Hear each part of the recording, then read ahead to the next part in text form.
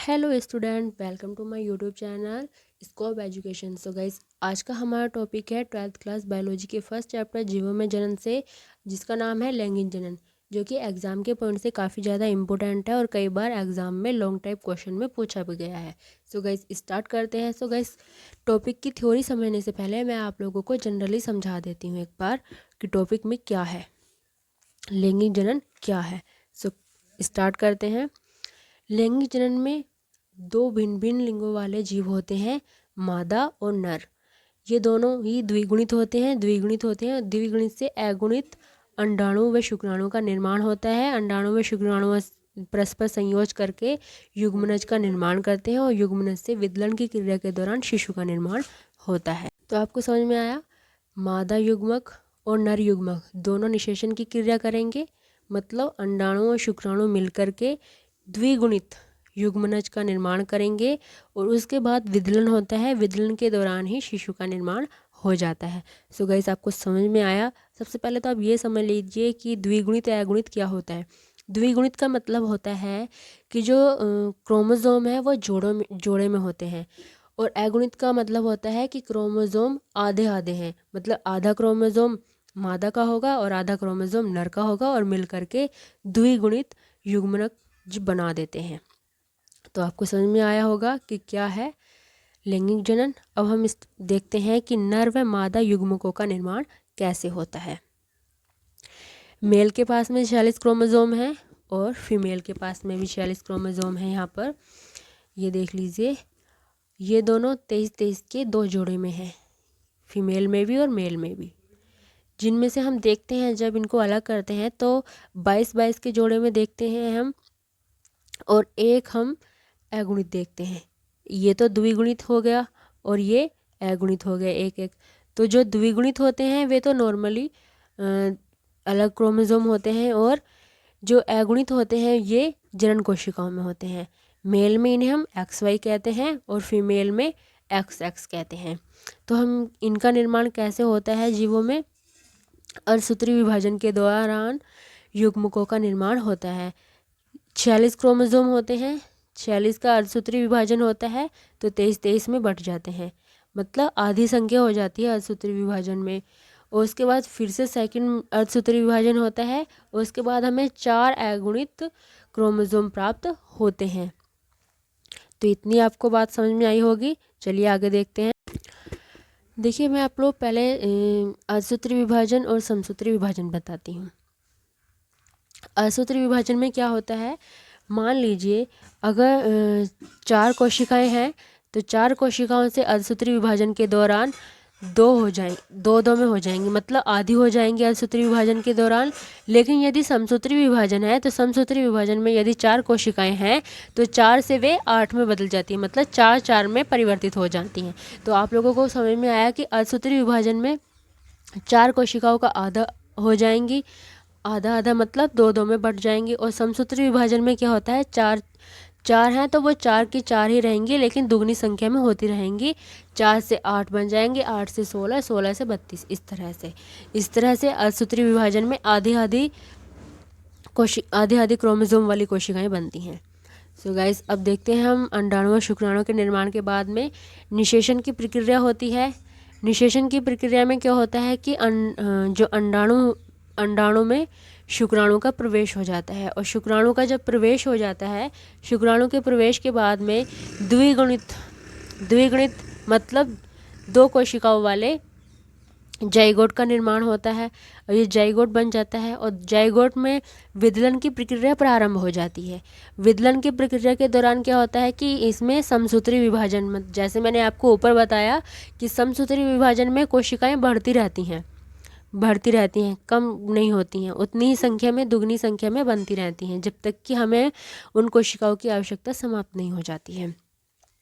इस प्रकार जाइगोट में विदलन प्रारंभ हो जाता है, समसूत्री विभाजन होने लगता है। समसूत्री विभाजन में द्विगुणित से 4 कोशिकाओं वाला बन जाता है भ्रूण, और 4 कोशिकाओं से 8 कोशिकाओं वाला बन जाता है, और 8 कोशिकाओं से 16 कोशिकाओं वाला भ्रूण बन जाता है, और उसके बाद 32 कोशिकाओं वाला भ्रूण बन जाता है। इस प्रकार धीरे धीरे कोशिकाओं की संख्या बढ़ने लगती है और अंत में एक शिशु का निर्माण हो जाता है। सो गाइस आपको समझ में आया होगा कि विदलन क्या है, विदलन में समसूत्री विभाजन कैसे होता है और युग्मनों का निर्माण कैसे होता है। सो गाइस अब हम देखते हैं इस टॉपिक की थ्योरी। लैंगिक जनन बहुकोशिकीय जीवों में होता है। इसमें नर व मादा युग्मक कहते हैं अंडाणु और शुक्राणु को। नर व मादा युग्मक इसमें अलग अलग होते हैं। शुक्राणु होते हैं नर में और अंडाणु होते हैं मादा में। आप लोगों को मैंने पहले भी बताया तो उसमें टॉपिक में कैसा होता है। लैंगिक जनन अलैंगिक जनन की तुलना में बहुत ही विस्तृत और जटिल व धीमी प्रक्रिया है। ये भी आपको समझ में आ गई होगी कि किस प्रकार पहले असूत्री विभाजन होता है, उसके बाद में समसूत्री विभाजन होता है। अब हम देखते हैं लैंगिक जनन की थ्योरी। ध्यान से देखिएगा। दो प्रकार के नर युग्मकों के निर्माण व संलयन के बाद नए जीव के निर्माण की क्रिया को लैंगिक जनन कहते हैं। तो चलिए आगे देख।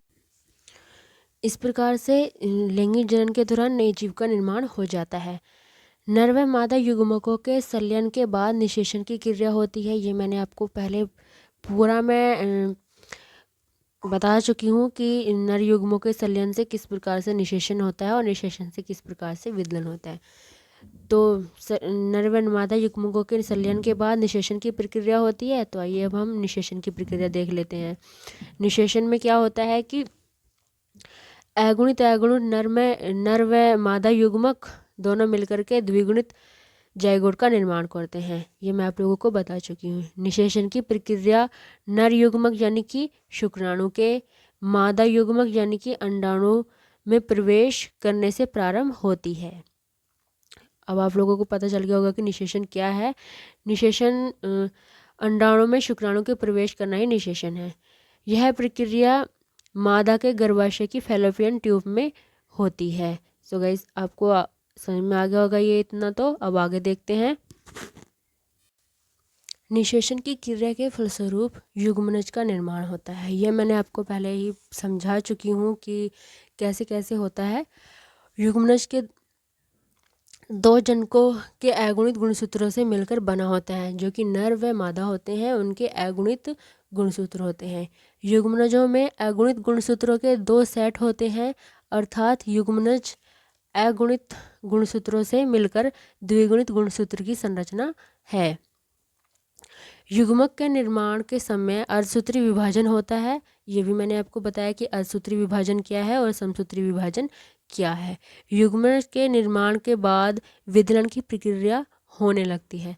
तो गैस ये भी मैंने आपको बताया कि विदलन की प्रक्रिया में समसूत्री विभाजन होने लगता है। अब हम देखते हैं विदलन की प्रक्रिया क्या है। विदलन की प्रक्रिया संलयन व निषेचन के बाद निषेचित स्थल से गर्भाशय की ओर जाने के समय होती है।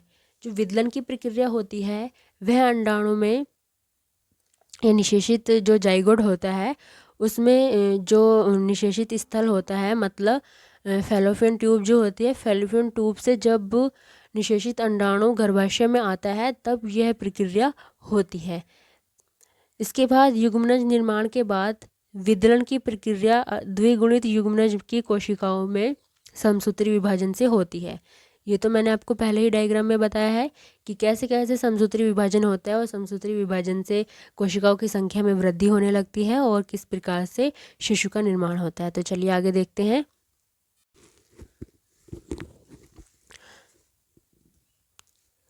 विदलन के दौरान समसूत्री विभाजन से बनी कोशिकाएं एक दूसरे से अलग न होकर के एक दूसरे के साथ ही जुड़ी रहती हैं। जो समसूत्री विभाजन होता है विदलन में, उनमें जो बनने वाली कोशिकाएं होती हैं वे एक दूसरे से अलग न होकर के एक साथ ही जुड़ी रहती हैं और इस प्रकार से धीरे धीरे भ्रूण का निर्माण करती हैं। विदलन की प्रक्रिया के द्वारा ही युग्मनज से भ्रूण का निर्माण होता है। सो गाइस आपको समझ में आया होगा, पहले भी मैंने आपको समझाया डायग्राम में बहुत ही अच्छे से। यहाँ सिर्फ हम थ्योरी देख रहे हैं। यहाँ बार बार समसूत्री विभाजन के दौरान 8 से 16 से 32 व इससे अधिक कोशिकाएं भ्रूण का निर्माण होता है। मतलब यह है कि पहले तो 8 से 16 कोशिका भ्रूण का निर्माण होगा, उसके बाद 16 से 32, इस प्रकार से धीरे धीरे और अधिक कोशिकाओं का निर्माण होकर के एक भ्रूण का निर्माण हो जाता है। 8 से 16 वाली संरचना को ब्लास्टोमेर कहते हैं। इस प्रकार भ्रूण के निर्माण के बाद धीरे धीरे भ्रूण के सभी अंगों का निर्माण हो जाता है धीरे धीरे, और यह एक पूर्ण शिशु बन जाता है। तो गाइस, मैंने आपको पहले बताया कि मैंने आपको सिर्फ 32 कोशिकाओं तक समझाया, क्योंकि ज़्यादा मैं डायग्राम बना नहीं सकती थी, इसलिए मैंने आप लोगों को 32 कोशिका तक समझाया है। और आपको अब आगे समझ में आ गया होगा कि धीरे धीरे ही समसूत्री के विभाजन के द्वारा ही भ्रूण के सभी ऑर्गन्स का निर्माण होता है और वो एक शिशु में बन जाता है। सभी जीवों में शिशु के निर्माण की अवधि अलग अलग समय तक चलती रहती है। मनुष्य में यह 9 माह तक होती है, और भैंस में यह 10 माह तक होती है, और गाय में यह 9 माह तक होती है, और कुत्ते में यह 6 माह तक होती है। तो गाइस, आज का हमारा टॉपिक आप लोगों को काफ़ी अच्छे से समझ में आया होगा। तो गाइस, कमेंट में ज़रूर बताइएगा, और हमारी वीडियो को लाइक कीजिएगा, चैनल को सब्सक्राइब कीजिएगा, और बने रहिए हमारे साथ। मिलते हैं नेक्स्ट वीडियो में, तब तक के लिए bye bye. Thank you for watching this video.